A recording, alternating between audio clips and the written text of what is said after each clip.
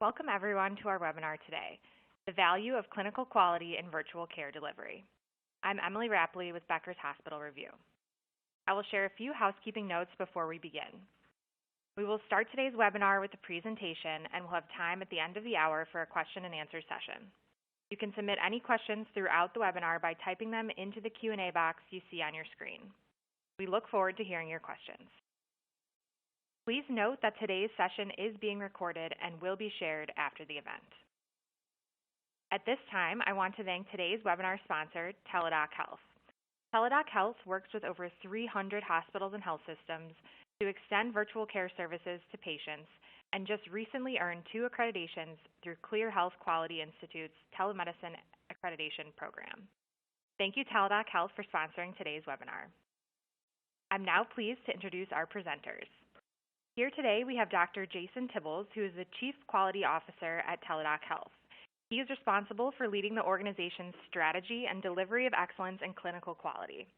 Dr. Tibbles is also the co-founder and president of the Institute of Patient Safety and Quality of Virtual Care, the first patient safety organization dedicated to quality improvement in the virtual setting. Additionally, he frequently provides virtual care subject matter expertise across the country for government entities, regulatory bodies, healthcare organizations, and media. Joining Dr. Tibbles is Dr. Cheyenne Vyas, who is Vice President of Innovations and Quality for Health Systems at Teledoc Health. He is responsible for overseeing innovation, clinical quality, and capabilities for the Teledoc Health licensed platform. Dr. Vyas is a telehealth subject matter expert and national speaker on digital health, telemedicine, and remote monitoring, and influencer in the provider market. Formerly, he served as medical director for telehealth at Nemours Children's Health System, where he led its pediatric telehealth program into an award-winning, internationally recognized program. At this time, I'm pleased to turn the floor over to Dr. Tibbles and Dr. Vyas to begin today's webinar. Thank you very much. We can go to the next slide. I really appreciate everyone for joining us, and it's an honor to be with Dr. Tibbles, who's an expert in the field, and great to learn and work with him every day. A little bit about Teledoc Health.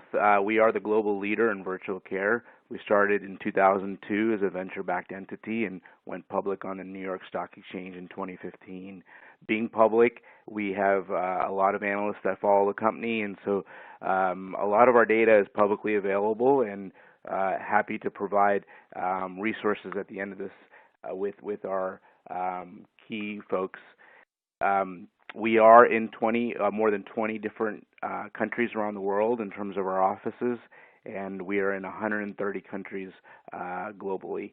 And I think there's guidance given recently by our CEO that our total visits in 2019 will be close to 3.9 to 4 million visits. We are part of an employee benefits with 40% of the Fortune 500 companies, where more than 300 hospitals and health systems work with us and more than 40 health payer clients. Next slide, please.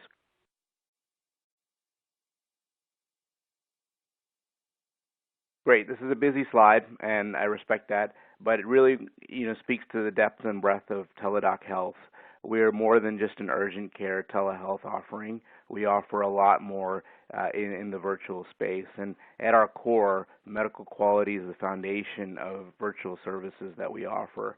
A number of these bubbles here really project on the services that we offer our clients and our patients, but the core foundation is quality, and really would love to talk to you in detail about this today, and happy to answer any questions at the end. Next.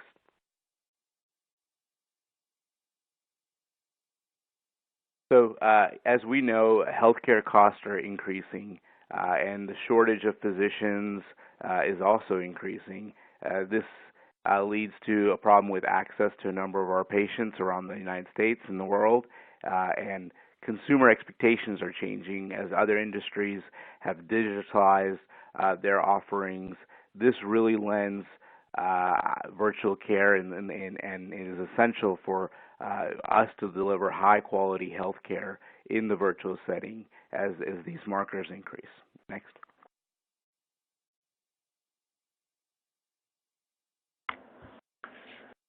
So Cheyenne, I think this slide is my cue to jump in. So this is Jason Tibbles. I'm the Chief Quality Officer with Teledoc. And I want to start by just saying good morning or good afternoon wherever you are on the planet.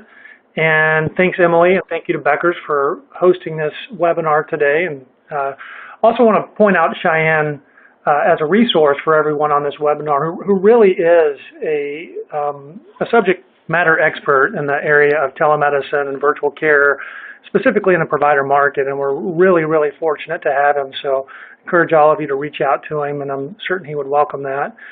And I also want to say this is going to be about a 3-day quality seminar jammed into 45 minutes. It's a really, really difficult task to cover everything. And so what I hope to accomplish is to give you a taste for our approach and what we've learned doing clinical quality at a really, really large scale, share a few best practices, get a little bit granular on a few initiatives just as examples, but want to recognize that, of course, diving into the details of process and workflow and quality improvement would take a lot of time. I always start with this slide. I think it's very helpful to ask the question, how do you define quality? There are obviously a lot of definitions, but I really like the framework that was established by the Institute of Medicine as we think about quality, not just in, by use case, but as a healthcare organization and delivering care across multiple products and programs and developing more and more, it seems like every day, is what is your framework for thinking through it? And I found that most of the time when physicians talk about quality, we tend to really run to 2 of these 6 domains. We talk a lot about patient safety and we talk a lot about efficacy. So don't hurt people, do the right thing, don't do the wrong thing.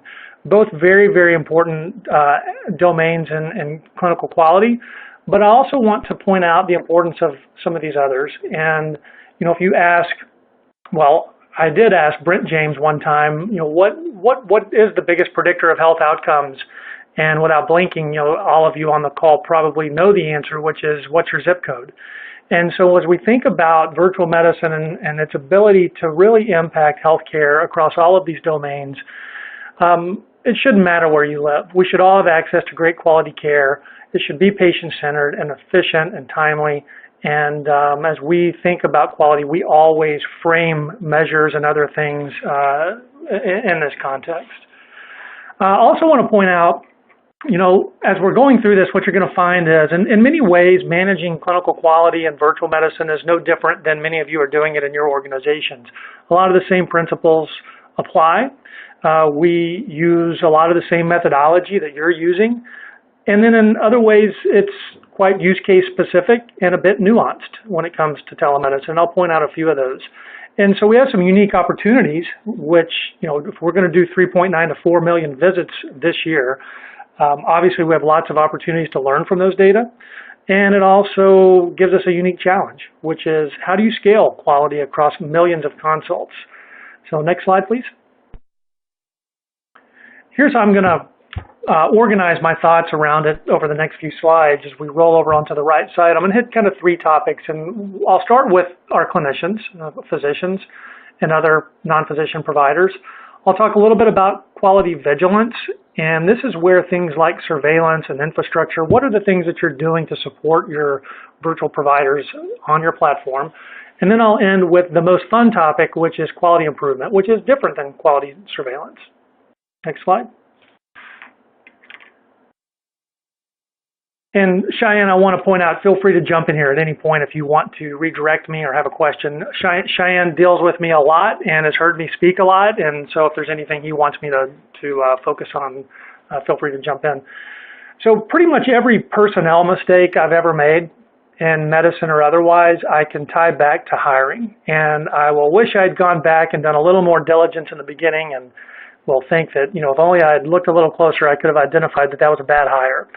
And this work is no different. I think that the front door for your clinicians is a really important gating point for clinical quality. And at Teladoc, we do a lot of things. One, we have a very, very robust credentialing process. All of our physicians are board certified. Happy to talk more about that in some level of detail.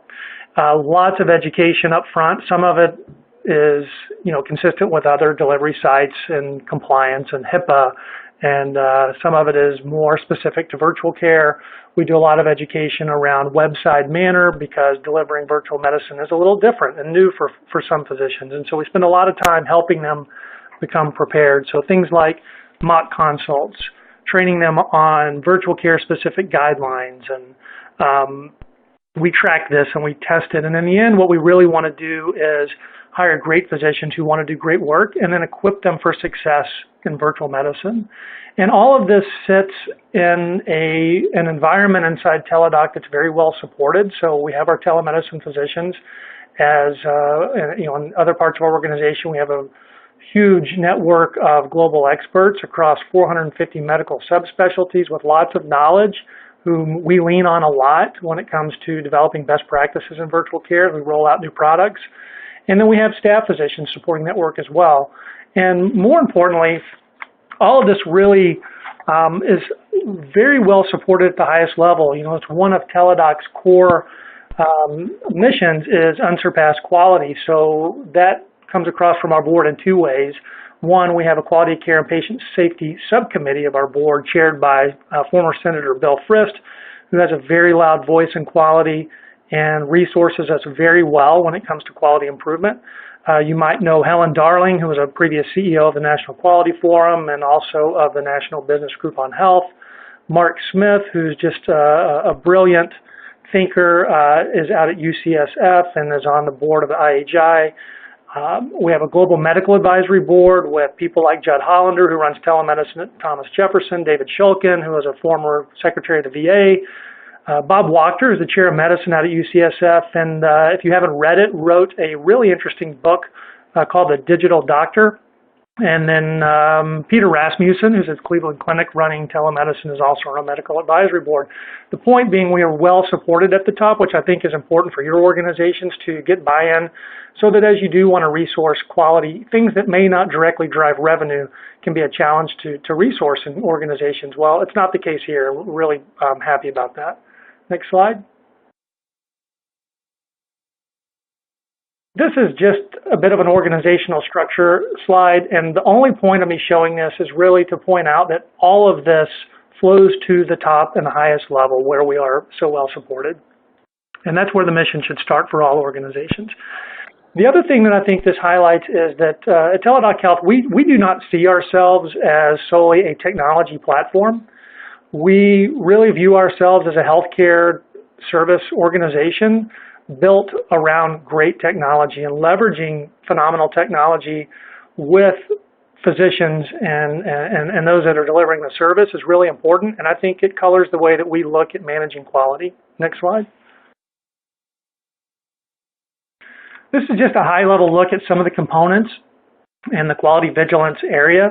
And starting at the top, I think, giving your physicians expectations around how you want them to practice within a specific product or use case is really important. Physician education is a centerpiece of, every step along the way. I mentioned its importance in onboarding. We do lots of things on the platform to support education, new developments, and then all the way to performance improvement and remediation. We have the ability to put our providers and physicians through training and track and trend and test and make sure that they're doing it. Quality surveillance, I'll talk about in a moment. Very important, a lot of hard work. Performance dashboards, I'll also mention. And then what I want to say about peer outreach and coaching, as we talk about lessons learned doing this, at scale with lots and lots of physicians, and I think a lot of you will nod and agree when you hear me say it.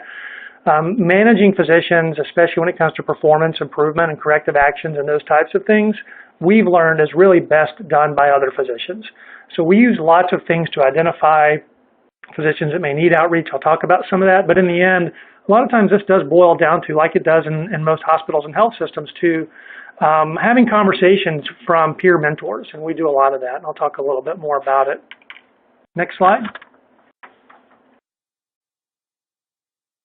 So I think about assuring physician quality in three buckets. There's probably more than three, but these are the three I'm going to talk about. The surveillance bucket. There's always a place for surveillance. Is the work going on your platform safe? Is it effective? What is going on? I'm just going to highlight a few things that we do. We still do and will continue to do random chart audits as you think about scaling random chart audits where human eyes are looking at charts across 4 million consults, that becomes difficult to scale.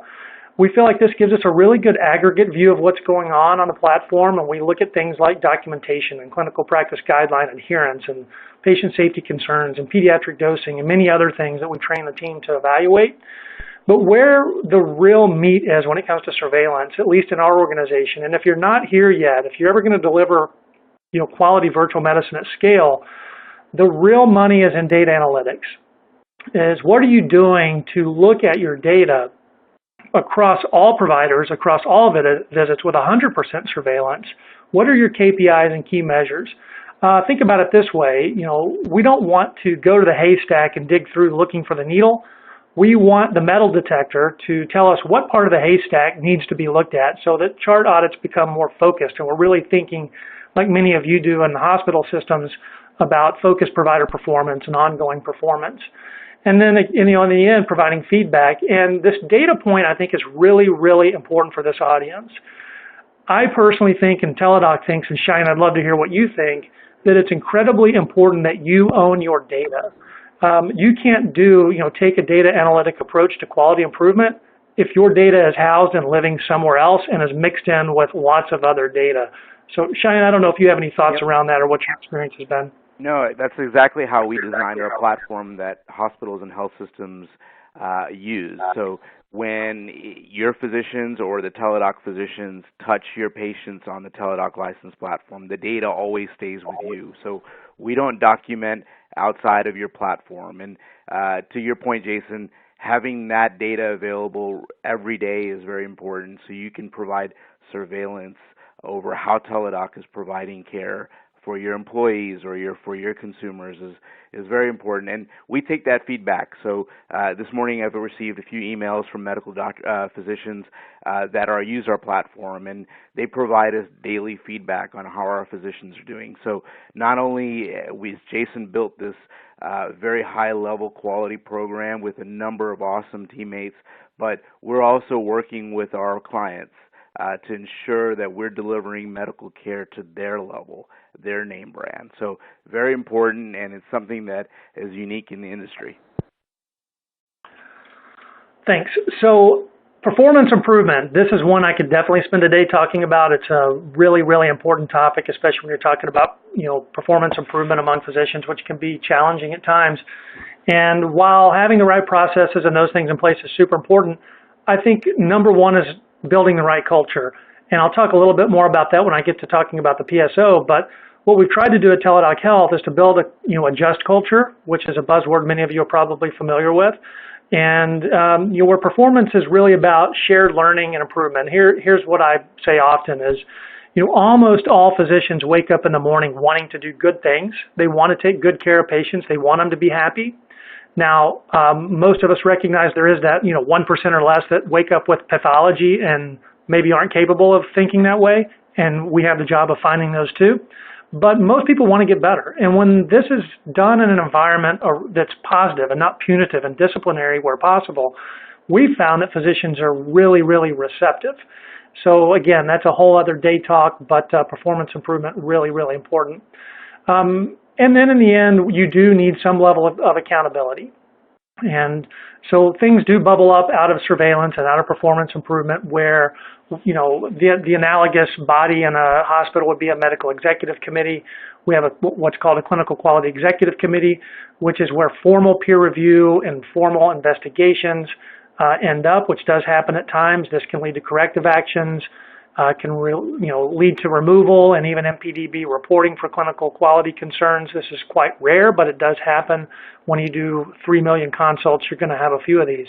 And it's our job to find them and put a process in place to deal with that. And things can end up in all of these buckets many, many ways, whether it's through reviews or data analytics or hearing from other providers or clients or patient feedback. And I think having these systems in place is really important. I wish I could detail it out more for you. Next slide. And Jason, as the slide transitions, I just want to make sure I'm hitting some of the questions that are coming in. In terms of the feedback for health systems that are clients in terms of quality, again, the data is on your platform. So we work with you with custom dashboards. There's out of the can dashboards that help you look at the metrics that Teladoc physicians are providing as well as your own providers. So there's a direct relationship with your platform and how feedback is given to the health systems regarding quality. Thanks, Cheyenne. So I want to go back to one thing I said earlier, which is every use case, every product, program, however you want, whatever you want to call it, is going to have its own set of quality measures. Some of them will cross over, things like visit duration and cancellation rates or member experience, are going to be across all of those. But every use case is going to present an opportunity to look at specific measures for that product. And this is just one example as we look at our Gen Med product. This is not an exhaustive list, but some of the things that we've developed measures around, some of them are obvious that I've mentioned: duration, cancellation rates. We actually score documentation, which is an important KPI for us. Antibiotics, I'll talk about it more in a minute, but we look at antibiotic prescribing across multiple things, groups of diagnosis, acute respiratory infections, specific diagnoses like bronchitis, URI, UTIs. We look at broad spectrum prescribing. I'll talk a bit about corticosteroid prescribing and its overuse at times, and maybe it's not quite the public health concern, or at least not on the big stage like antibiotics, but is important. We feel like complaints, and specifically professionalism, behavior, things like rudeness or didn't communicate well, all of these are quality concerns, and we treat them that way. So we monitor those very closely. We look at pediatric specific measures, and in the end we provide all of this back to our providers through monthly dashboards where they can see their performance next to peers or targets or other things, and I'll talk a bit about that later as well. Next slide. Okay, I'm going to transition to a topic that's way more fun than policing physicians, although that's quite important. And that is, what do you do around quality improvement? And anyone who's in quality improvement has seen this slide or one like it 1,000 times, and it's only here to reiterate the importance of having methodology behind what you're doing. And PDSA cycles, which are industry standard and improvement methodology, scientific methodology around improvement. And so wanted to point that out. And my favorite part of this slide that I don't see in a lot of them is the wedge behind each cycle that says standard. Sometimes the hard part is not finding a way to improve things. It's what are you going to do from a systems and process standpoint to standardize it and get sustained improvement. I'll give you one example of that in a bit. Again, the point here is to have methodology, and I suspect a lot of you on the webinar do. Next slide.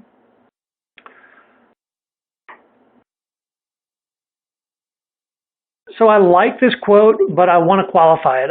When we're talking about PDSA cycles and quality improvement, it's really, really important that you pick things you can measure. It's very hard to improve things that you don't measure. But I also want to point out that physicians are not numbers. And even in virtual medicine, while there are things we can measure, there are nuances. Practicing medicine is still an art. It's still people, delivering care to people. And you can't measure everything. So I always want to keep that in mind when I talk about the importance of measurement. There are some really important qualitative things that are going on in these encounters that you want to get at. Next. Okay, I look forward to the day, and I suspect it won't be for a while, that I can talk about quality without being forced to talk about antibiotic stewardship. And I sort of love talking about it because I do think it's important and I'm passionate about it. I'm really proud of what we've done in our organization. I also hate talking about it. I have a little bit of antibiotic fatigue.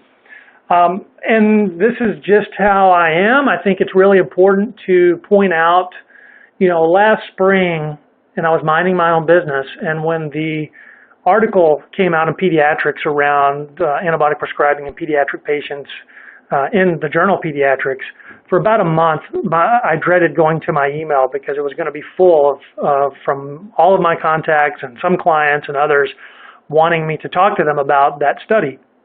And I want to start by saying there were a lot of great things about that study. It's an incredibly important topic. We need to be looking at it. There was good methodology and some less than good methodology, I thought, in that study. My contention with it was less about what the study looked at and more about how did stakeholders use that study to create narratives that were either inaccurate, largely inaccurate, and at best unfair. So when you look at that pediatric article, a couple things to point out. One, as the data from that study was from 2015 and 2016. In virtual medicine, that might as well have been, last decade. This is a rapidly moving field, especially when you're talking about CQI and quality improvement processes. I know in our organization that's been the case, so that is a limitation. Another is, that was one provider in one health plan across 4,000 visits. We'll do 10,000 visits in a single day at Teladoc Health. So my contention was not about the study. It was really about the broad, sweeping conclusions and narratives that were created by many people from that. And I would say that if you've looked at one virtual provider, you've looked at one. We're really proud of our antibiotic stewardship. And in fact, and Cheyenne, you can tell me if I'm wrong about this, but I'm finding now on social media physician telemedicine or virtual care groups, physicians even complaining now about the vigilance that Teladoc has around antibiotic prescribing. And Cheyenne, you can tell me if that's accurate, because I know you spend a little more time doing that than I do. And I also provide care on the platform when I do have some free time. And I will say the physician dashboard is really a creative product that we have for our physicians. Being able to see where you are with your peers is very important, and getting reports is really unique in healthcare. Sometimes we have too much data, and the data doesn't get back to the physician that they can actually improve on. And so being able to see where you stand compared to your peers, even daily or monthly, is very important, and something that we have developed and take a lot of pride in. And then even also the peer-to-peer, right? It's like no other.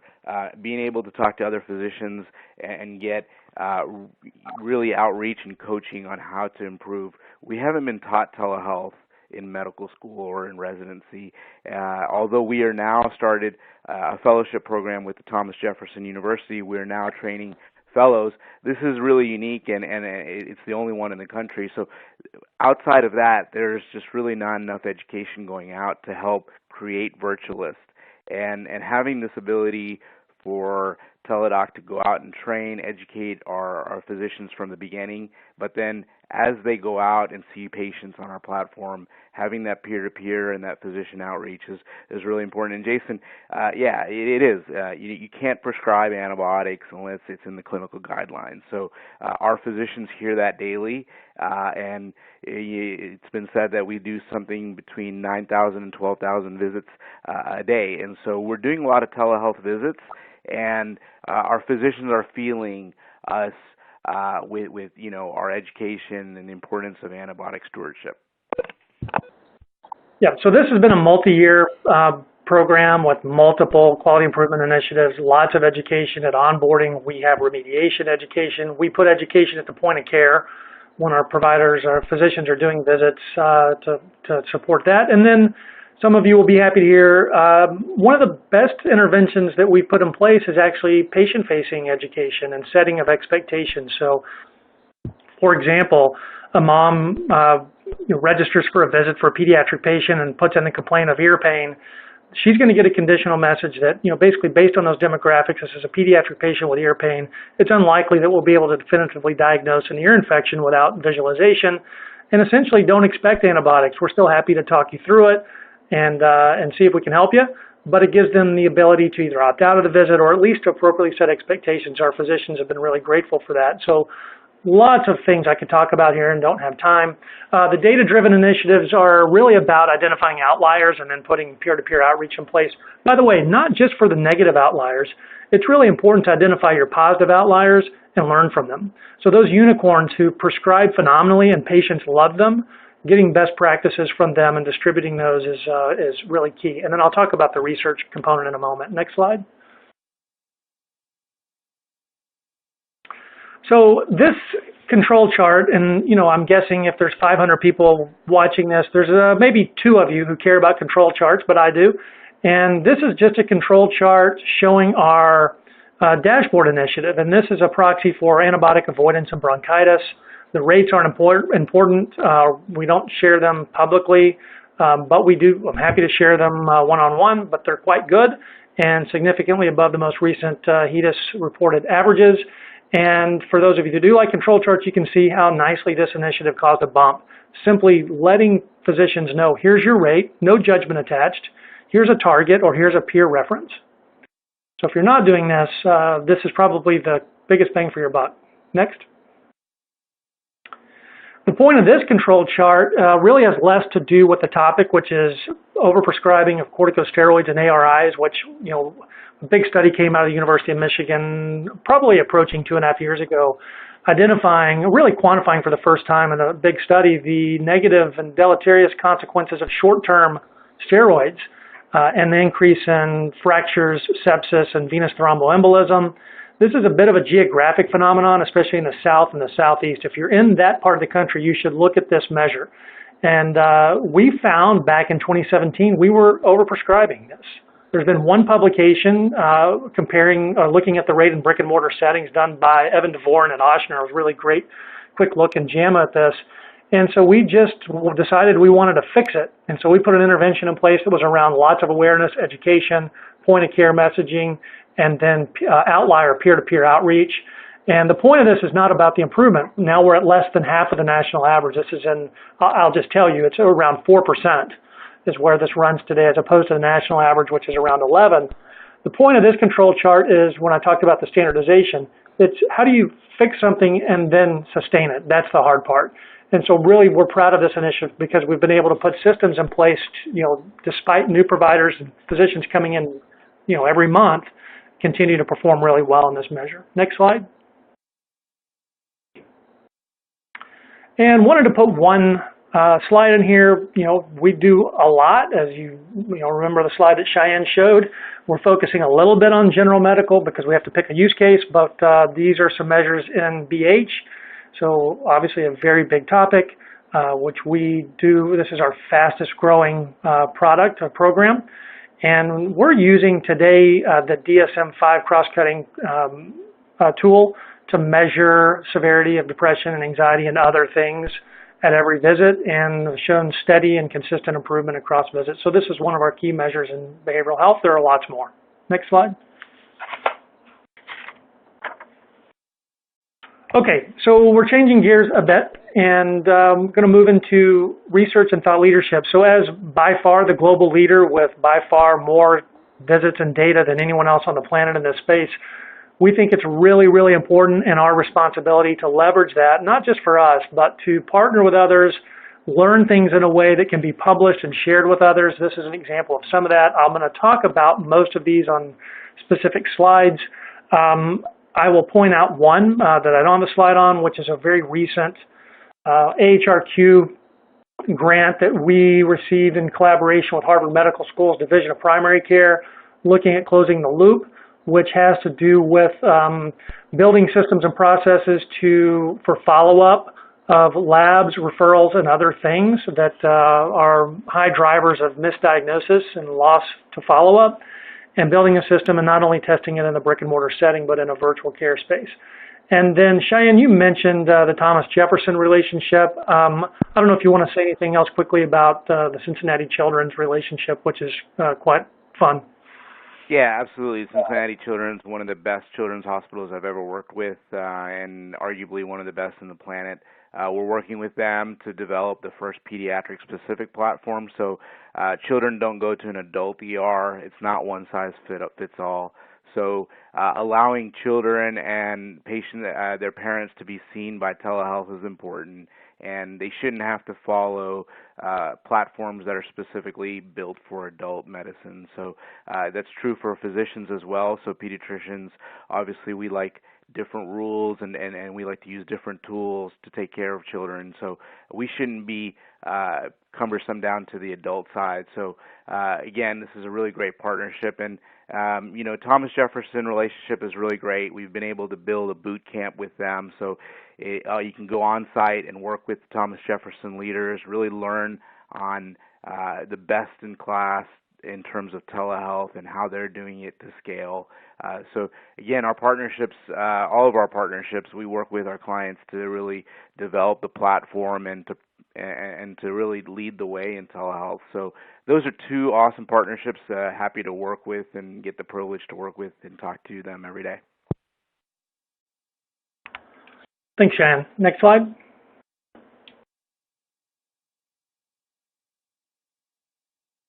So I love this audience because you know what a PSO is. And when I talk about patient safety organizations, sometimes I have to explain them. I'll do that here because there are probably some that may not be familiar, but this, we received a listing by AHRQ for our standalone entity patient safety organization, which is the Institute of Patient Safety and Quality of Virtual Care, back in May of this year, with the mission of promoting patient safety and quality in virtual care through shared learning. We felt like it was really important to do this for a few reasons. One, it's important for quality improvement initiatives to be a little bit, to be in a safe environment. And while Teladoc Health is still the parent organization, it is its own entity with its own leadership and own mission and staff. And the purpose really is to support quality improvement. It does in a couple ways. So PSOs came out of Congress's response to the report to Err is Human, and through the Patient Safety and Quality Improvement Act, which was in the early 2000s, PSOs were formed, and they're administered by AHRQ. There are about 87 of them in the country. This is the only one dedicated to improvement in virtual care. It's really important to do great quality work, to do it in an environment where stakeholders feel safe and there's some level of protection. It's very hard to get providers to bring you their errors if they have concerns around punitive retaliation, discoverability. To do analysis and improvement and assessment and peer improvement is really difficult and challenging if physicians don't feel somewhat protected.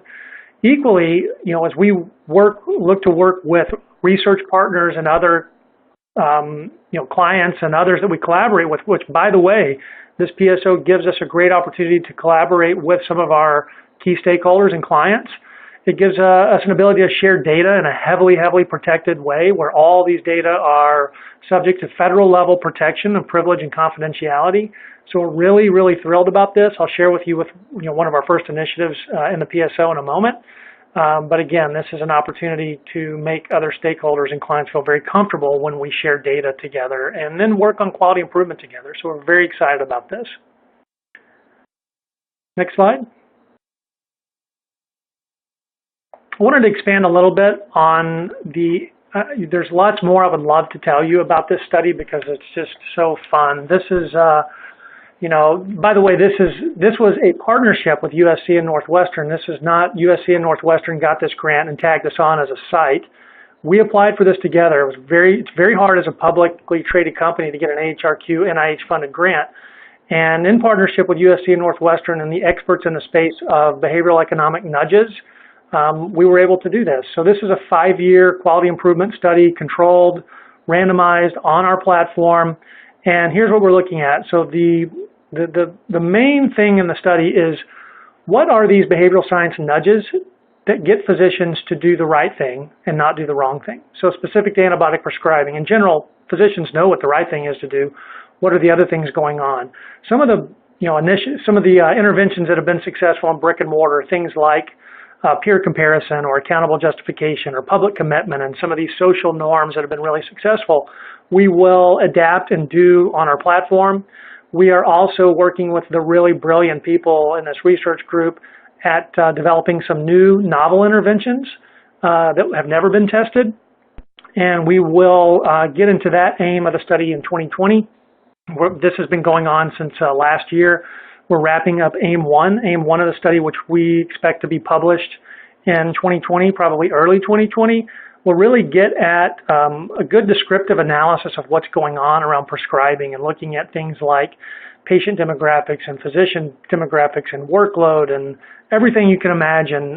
We're looking at in this analysis, and I think you'll be fascinated to read. Next slide. So I always like to have something in a talk that maybe is a bit provocative, and I think this fits the bill. So one of the great things that the PSO has allowed us to do because of the very strong protections is we're running a pilot, and we just actually started it 10 days ago. We're 10 days into this pilot, where we selected a number of high volume providers, and we are recording their consults that are occurring on our platform.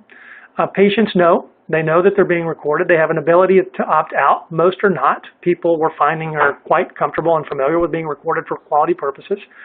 And we are running this pilot over the next several months, and we're about to learn a ton. So you can imagine doing this across 3 million consults could be quite the treasure trove of data. We're going to learn a lot, but the thing we're really focused on is, we have an opportunity to learn in this environment something that's never been learned, and that is, in detail, what's going on in this patient-physician interaction around communication. Things like, how much is the physician talking? How much is the patient talking? Is there overtalk? Is there silence? How long is the visit? That's phase one, some really low-hanging fruit with some key operational measures, and then a qualitative analysis where we'll get in and listen. The facts are, we don't know what we don't know, so we've got to get in and learn, and we'll be looking at, different people in the matrix of prescribing and satisfaction and, those unicorns that are phenomenal at everything. What are those best practices? Let's listen to them and let's adapt them and roll them out. So obviously lots to learn here. This could never have happened safely without the protections of the PSO due to medical legal liability, security, and privacy issues. My own personal opinion is that recording consults outside of those protections is probably a risk that you should really not take lightly. So we will be reporting out on this. You should look forward to it. Down the road, this is coming, and if I have time at the end, I'll talk a bit more about it, but this is quite fun and exciting. Next slide. In October of this year, go ahead, Cheyenne. Oh, sorry about Jason. I think it's really exciting, when you think about 9,000 visits a day and all the data that you can capture there. So, Jason, kudos to your team for developing this. And this is, again, awesome recognition to the entire Teladoc Health team. This is fresh off the press. CHQI is the accreditation that's approved by the American Telemedicine Association. We've been accredited for consumer to providers for acute medical care and provider to consumer for specialty and chronic conditions, including mental health. So really cool, exciting accreditations that just came across the press today. Emma, next, please. And again, this is also exciting in terms of recognitions. J.D. Power's inaugural 2019 U.S. Telehealth Satisfaction Study, they gave Teladoc Health the highest ranking and outperformed all other telehealth companies. This recognition affirms our culture around quality and patient experience.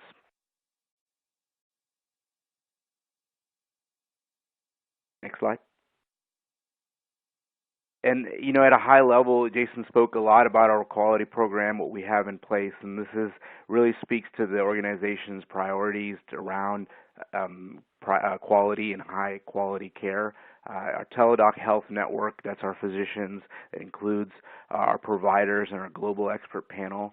The oversight and strategy that our clinical team has, including Jason and our team, and the medical health and medical advisory board that we have, as well as all the committees that report to them, and the first patient safety organization that we've created, and our unique partnerships. High quality care is our top priority, and with these key assets, we continue to develop and lead the way for telehealth and virtual care. Next slide.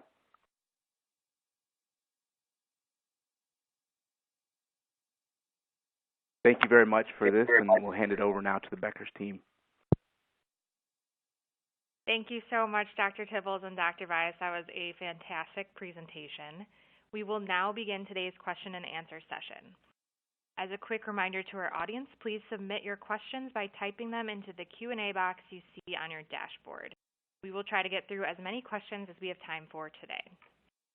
So with that, let's go ahead and get started here. Our first question comes from an audience member who asks, you mentioned that there's more to evaluating the quality of a virtual program than you can cover today. Is there anything specific you're looking at that's interesting? Yes. So, I mentioned early that a lot of times measures cross over product to product, and then within a certain program, some of the key measures are quite obvious based on the use case.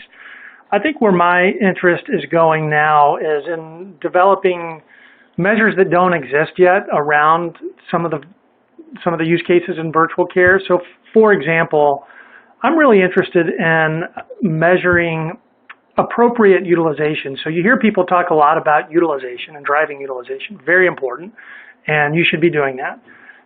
But I think it's important for us to start thinking about what is appropriate utilization for different use cases and developing those measures. My opinion is it takes tying clinical data from the EHR with some claims data and some financial analysis, and we're doing a lot of this. So working with a few big health plans on this. We're working with some of our researchers on this. So those are the things I'm excited about. Is it's very easy to stay traditional with what you're measuring, but I think virtual medicine gives us opportunity to develop measures that don't exist today. Absolutely. Thank you so much. So our next question here, I think this is a great one for Dr. Vyas. An audience member asks, what type of products or devices do you partner with to augment telehealth visits? Is it consumer devices, commercial products and devices that you somehow get into the home, or something else? Yeah, so you'll be surprised by just virtual visits alone. You can do a lot, right? So I've done a couple thousand telehealth visits myself, and majority of them, if not all of them, have been used without any kind of device. So we don't endorse any device. When we think about integration into the health system space, we think about what our clients want. So 90% of our product roadmap is created with our clients. So if there's a demand on a certain product or something like the Apple Health Kit that they want, we'll develop it with them.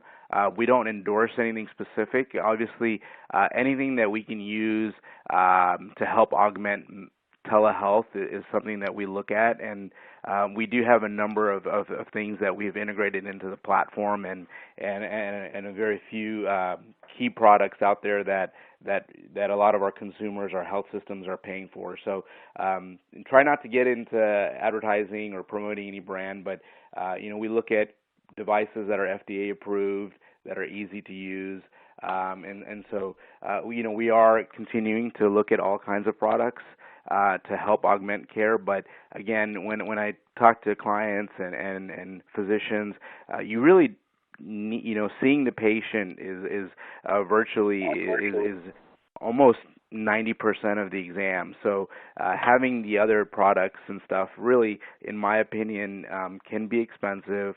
It delays the ability to connect to a patient at a convenient time. So we do have these products, but in the end, we're able to do 4 million virtual visits without devices. So I hope that answers your question. Hey, Cheyenne, if I can pile on a little bit. This ties back to the first question in a way, and specifically talking about remote monitoring. I'm a big fan of remote monitoring. I think that there are some clinical use cases where there's incredible value to improve outcomes, and many of our health systems have identified some of those and are delivering it today. But the other thing I find is confusion around, what am I going to do as a practitioner with all of these data?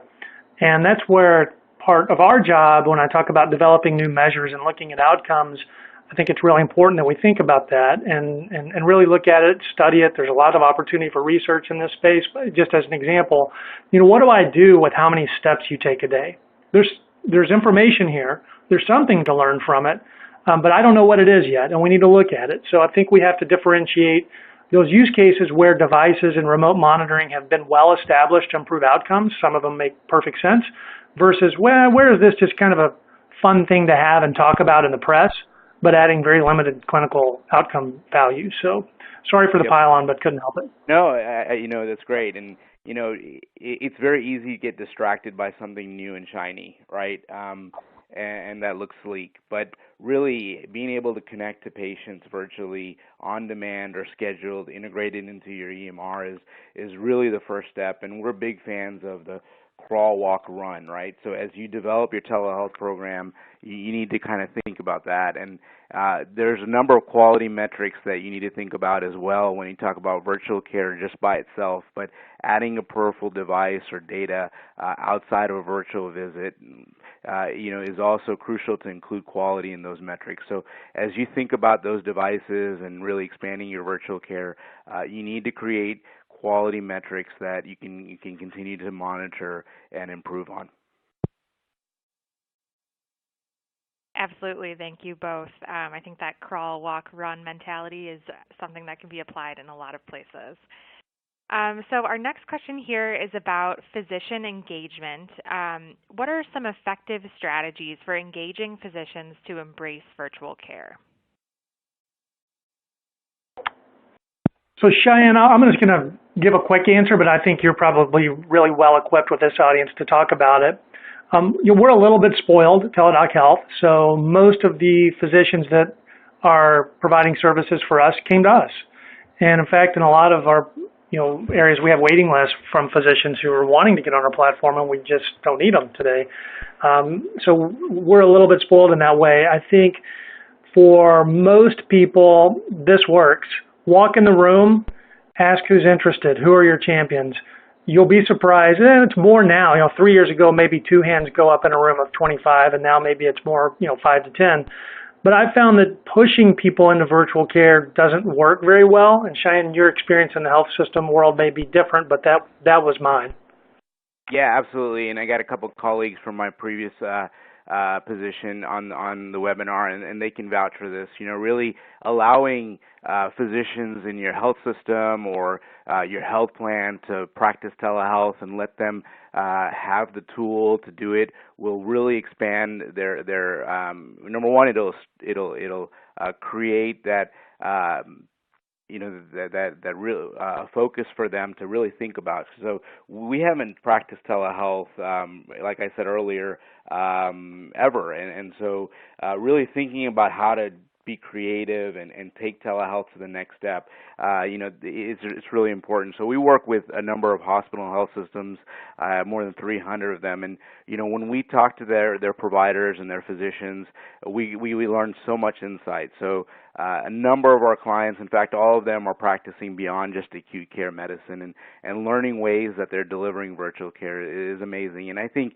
one of the biggest barriers is, number one, is allowing them to practice. So start small. So if it's a surgeon, allow them to do some post-ops, and you'll be amazed on how they take this idea and this practice and they make it flourish. So, one of my first use cases when I was in the health system space was I had a neurosurgeon that I worked with, and he was offering telehealth. So, you'll be surprised on how you can expand telehealth with your program, and we have a vast amount of experience working with clients in this space, so we can help you with that.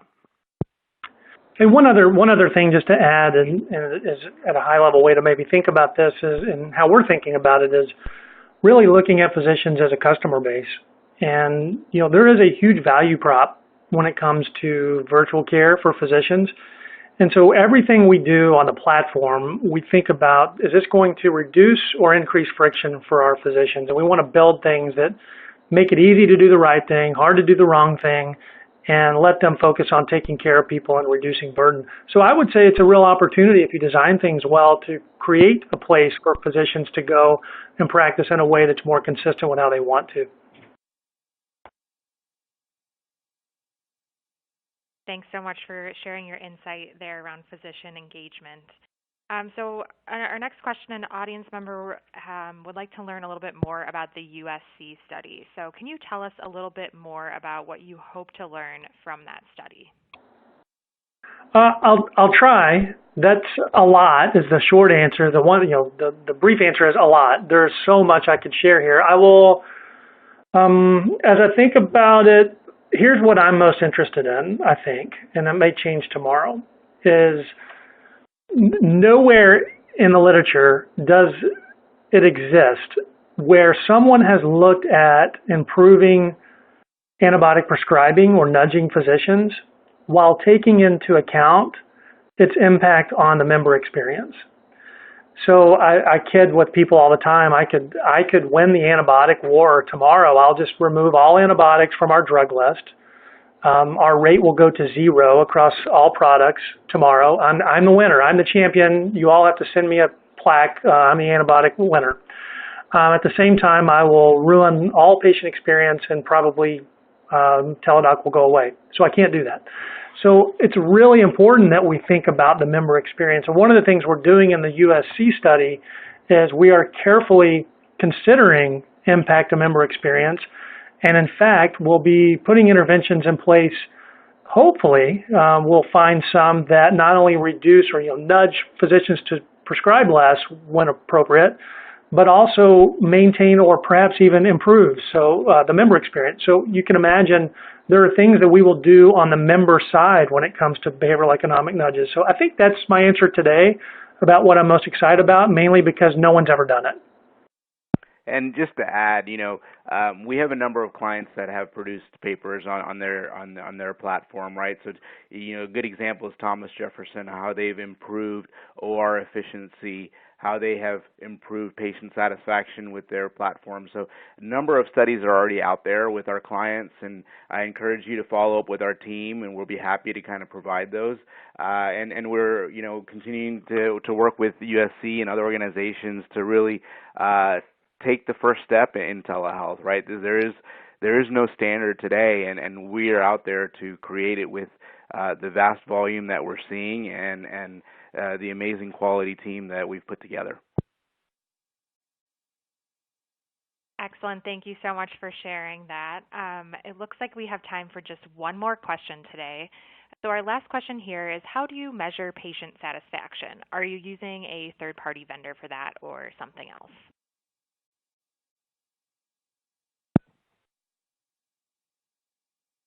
Jason, do you want to take a first stab, and I'll close it out?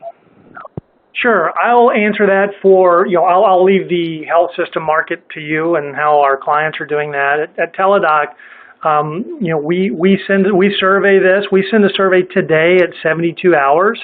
We're actually currently in the middle of piloting a new tool. And, just to share some level of granularity, I'm really interested in satisfaction with the provider specifically. So we've mirrored some of the questions in our new tool around some of the CAP survey questions about providers, which exist in all of their tools, or things like we're treated with respect and communication and those kind of things, to give us a little more insight into that. We're also we've moved to NPS, so we're really interested in, and so are our clients, in NPS for our product. We're experimenting with NPS for provider scores, so there's some a few quick responses around that, but this is something that we're thinking a lot about, and then it's actually driving a lot of my quality initiatives, as I've mentioned before. So Cheyenne, I'll let you address the healthcare market, and I'm guessing this is my last time to speak, so just want to invite everyone in the audience to reach out to me directly. My email is in the presentation. I'm easy to find on LinkedIn and would love to connect at any time. Really appreciate that. Thank you very much, Jason. In terms of our hospital health systems client, they have the power of Microsoft Power BI, which is built into the platform. So again, I said this earlier, it's very important to own your data. Even if it's a Teledoc physician, you have the ability to own it. And with Microsoft Power BI, you're able to cut, split, divide the data as you find it. And so you're able to take a look at patient satisfaction or wait times or really any kind of metric that's important to your health system or to your program, and you're able to narrow it down and dissect it. So patient satisfaction is a very broad term, and if you survey CEOs around the country, I'm sure they define it differently, and there are some standards with some companies like Press Ganey, but when it comes to the data, it's very important to own the data. And our platform allows you to take it and always own it. There is no integration required, although we do integrate with the EMRs. The platform has a baked-in, very sophisticated analytic tool that really helps you. And we have customers today that have created amazing client dashboards so that they can see their KPIs that are important to them. And that's really one of the first steps in developing a quality program with virtual care, is having the data and being able to take metrics that are important to you and being able to divide them and split them into what it means for you and your system. So I'd like to thank you all for this, joining us over this last hour. And as Jason mentioned, we're easily available through LinkedIn. Our email is in this, and we'd love to continue to have dialogue. We hope to hear from you very soon and continue to help deliver high-level quality care in the virtual space. That is all the time we have for today. I would like to thank Dr. Tibbles and Dr. Bias for their excellent presentation, and thank Teladoc Health for sponsoring today's webinar. To our audience, please enjoy the rest of your day, and we look forward to having you join us for future webinars.